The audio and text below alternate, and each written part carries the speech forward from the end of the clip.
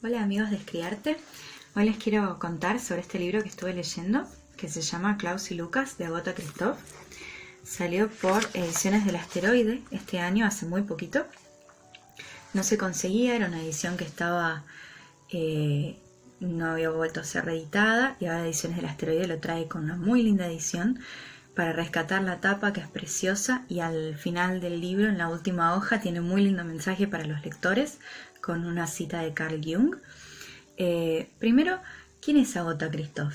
Es una escritora húngara que falleció en el 2011, nacida en Hungría, pero en plena revolución húngara contra el gobierno de Stalin decide exiliarse en el 56 con su marido, que era profesor de historia, y una nena de 4 meses, su hija. Se exilian a Suiza, donde vive hasta que se muere en el 2011. Durante 5 años trabaja en una fábrica de relojes.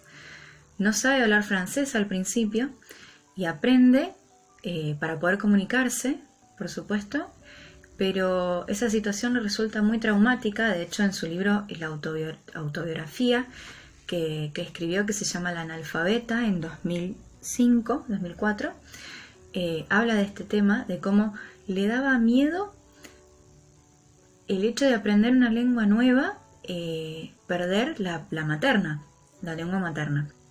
Se sentía como una analfabeta, dice. Bueno, después de 5 años de trabajar en la fábrica de relojes, renuncia, se separa y se va a vivir sola, que es el momento en el que empieza a escribir su obra, toda en francés. Escribió teatro, escribió poesía, pero se la recuerda más que nada por el trabajo narrativo. Las 3 novelitas que están en esta edición de Ediciones del Asteroide son las 3 que componen la saga Klaus y Lucas: El Gran Cuaderno, La Prueba y La Última Mentira. Son libros que se escribieron entre el 86 y el 92 y tratan de todo este periodo de la Revolución Húngara. Al principio, la primera novela tiene algo muy sorprendente que me pareció súper raro e interesante para analizar, que es el uso de la primera persona del plural. Toda la primera novela está narrada en esa primera persona del plural, en el nosotros, en la voz de estos 2 nenes, Klaus y Lucas, que en la primera novela empiezan con 9 años hasta los 15 años.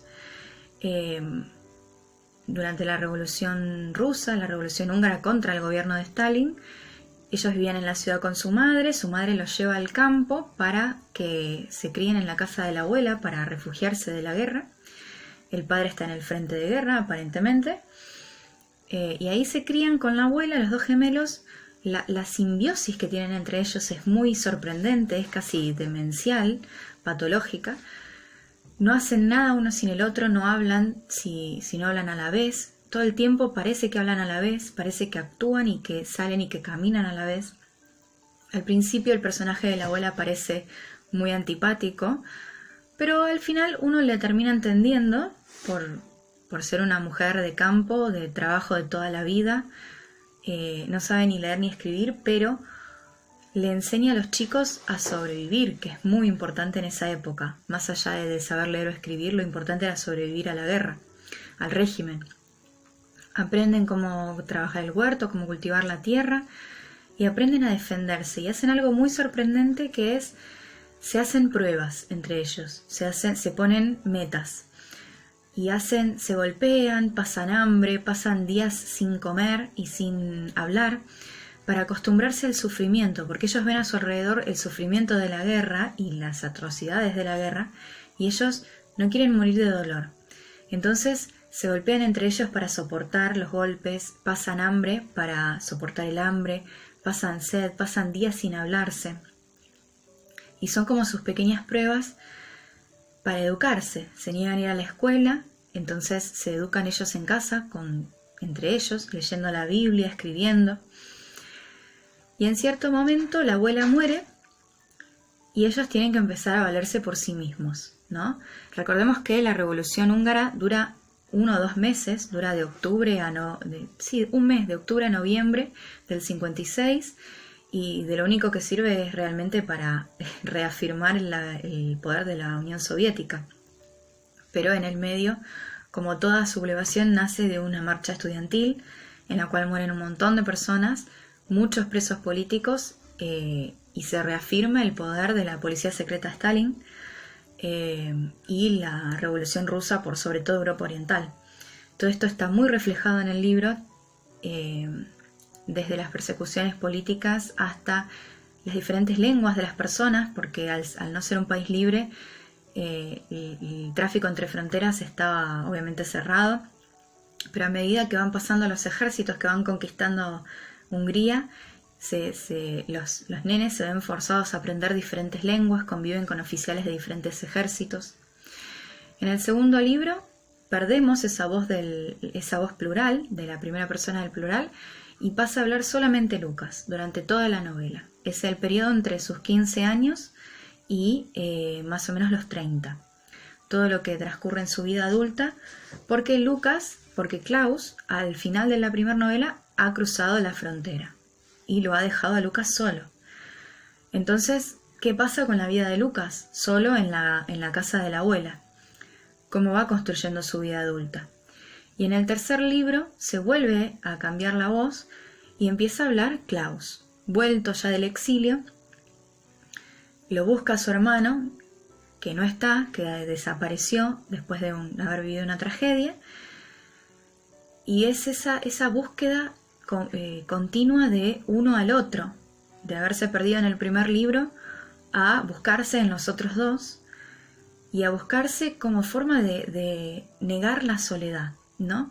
Porque a pesar de que ambos todo el tiempo tienen aventuras, tienen amigos, tienen mujeres, nunca hacen su vida porque siempre están esperando que vuelva el otro, ¿no?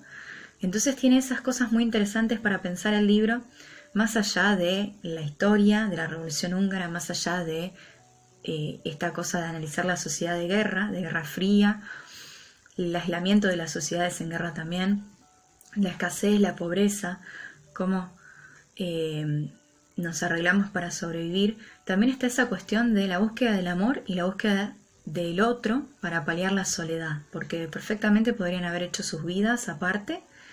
¿Y por qué no las hicieron, no? Esa es el gran interrogante de la novela. Tiene un giro ficcional muy importante la novela.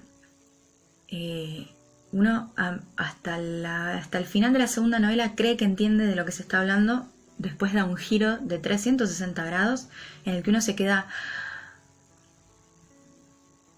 así, muy bien narrado. Otra cosa que me llamó mucho la atención es el tiempo presente. Se usa todo el tiempo el presente, a pesar de que se están narrando hechos ya vividos del pasado. En ningún momento se usa el pasado, y eso genera una sensación de estar todo el tiempo viviendo a la par de los personajes las situaciones. No te las están contando ya vividas, las están viviendo a la par de lo que vos estás leyendo, lo cual exacerba las sensaciones, la sensación de estar perdido, de la soledad, de desencontrarse todo el tiempo, porque es el camino de la búsqueda de estos dos personajes por estar juntos, por unirse definitivamente, que es lo que se intenta llegar en el tercer libro, ¿no? La tercera mentira. Un rol muy importante juega este cuaderno, que es de ahí viene el nombre de la primera novela, un cuaderno en el que ellos se acostumbran a escribir las cosas más importantes, como si tuvieran miedo de olvidárselas, como si las estuvieran guardando para contárselas a alguien más. Y de hecho, cuando se separan, ambos escriben en ese cuaderno para que después lo lea el otro, ¿no? Para no perderse de contarse nada, pero lo resumen todo el tiempo como para dejar solamente lo más importante. En definitiva, la verdad que es un libro muy interesante. Yo al principio no le tenía mucha fe porque, bueno, uno después de leer muchas historias de Segunda Guerra Mundial, Guerra Fría, dice, bueno, una historia de guerra más. Pero tiene un giro ficcional que no te lo esperás y no es la típica novela autoficción. No es te cuento lo que pasé, las penurias que pasé en esa época. Es totalmente innovador lo que hace con estos dos personajes. No te lo esperás en ningún momento lo que termina ocurriendo. Y más allá de que es una historia dramática, porque ocurren muchas atrocidades de guerra, mucha violencia, muchos muertos, lo tiene narrado desde una posición fría y seca y soledad totalmente todo el tiempo, que no te termina de afectar porque a ellos no les afecta, ¿no? Uno no ve sufrir a los personajes, son personajes totalmente fantasmales en ese sentido. Así que lo recomiendo, me gustó muchísimo, está bueno para seguir pensando en todo este tema de cómo uno busca encontrarse en el otro también, que son los lazos afectivos que uno va formando en su vida, y que esos lazos afectivos están basados en reflejarse de alguna forma en un otro, ¿no? Así que bueno, lo recomiendo y ahora les leo algunos fragmentos para que sepan de qué se trata.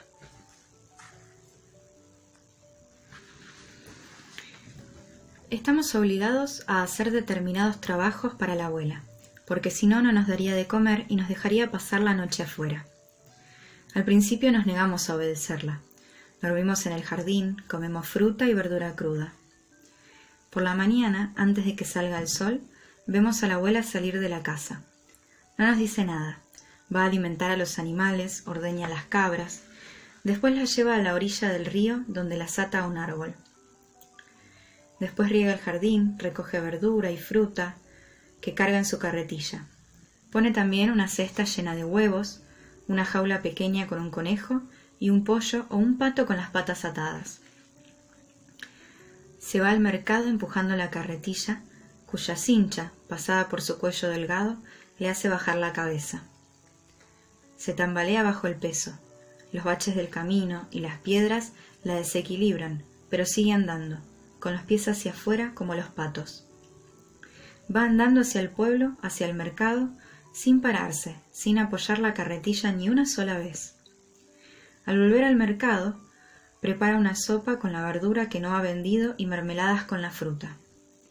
Come, va a echar la siesta a su viña, duerme 1 hora y después se ocupa de la viña, o si no hay nada que hacer, vuelve a la casa, corta leña, alimenta de nuevo a los animales, trae las cabras, las ordeña, se va al bosque y trae setas y leña seca, hace queso, seca las setas y las judías, llena frascos con la demás verdura, riega nuestro jardín, ordeña las cosas de la bodega, y así sucesivamente hasta que cae la noche. La 6ª mañana, cuando sale de casa, ya hemos regado el huerto. Le cogemos de la mano los pescados crudos para la comida del cerdo, llevamos las cabras a la orilla del río, la ayudamos a cargar la carretilla. Cuando vuelve del mercado, estamos a punto de cortar la leña. Durante la cena, la abuela dice: «Ya lo habéis entendido, el techo y el alimento hay que ganárselos».